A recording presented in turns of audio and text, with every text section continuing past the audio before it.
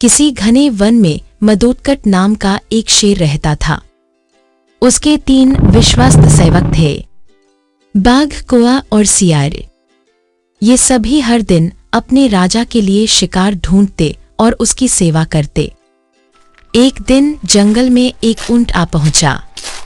वह अपनी काफिले से भटक गया था और रास्ता खो बैठा था।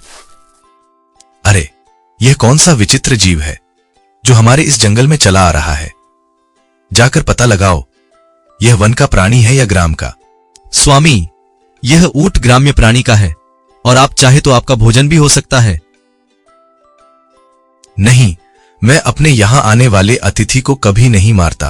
कहा गया है विश्वास लेकर आए, शत्रु को भी नहीं मारना चाहिए। जाओ, उसे आदर से मेरे पास लेकर आओ।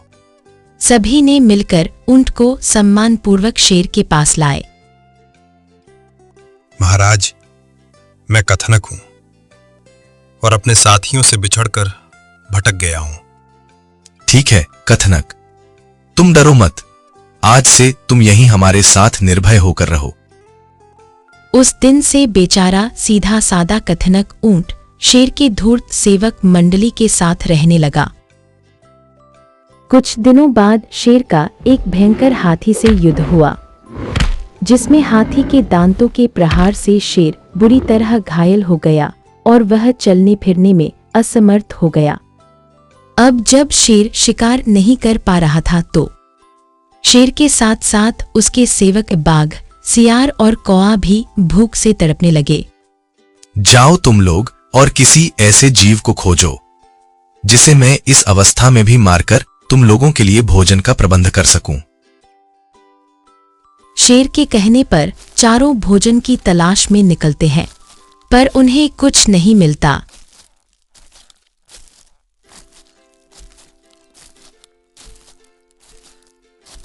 मित्र कौवे, शिकार तो कहीं मिला नहीं, क्यों ना उस कथनक ऊंट को ही मारकर खा लें। पर शेर तो उसे अतिथि मानता है। तू बस हाँ कर, बाकी सब मेरे पर छोड़ दे, मैं राजा को मना लूंगा। ठीक है शियार मित्र, मेरी हाँ है। स्वामी, हमने पूरा वन छान मारा, कोई शिकार नहीं मिला। अब तो भूख से जान जाने वाली है। यदि आपकी आज्ञा हो तो क्यों ना कथनक के मांस से ही काम चलाया जाए।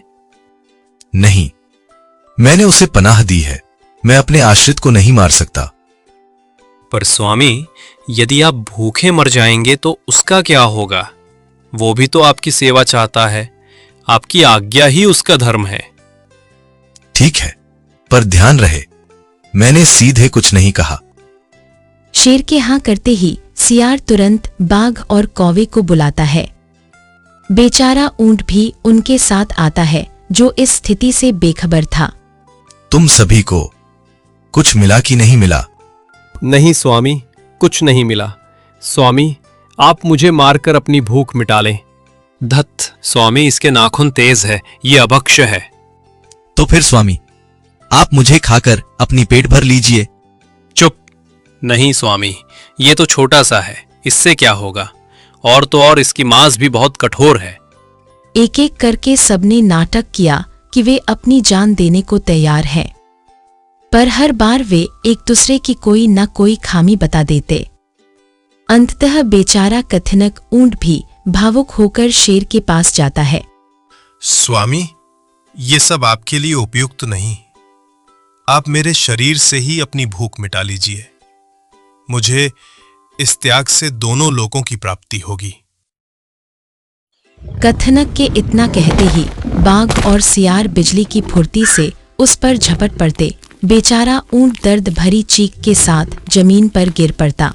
बस फिर क्या था, भूख से पीड़ित शेर और उसके क्रूर सेवक तुरंत ही कथनक को चट कर जाते।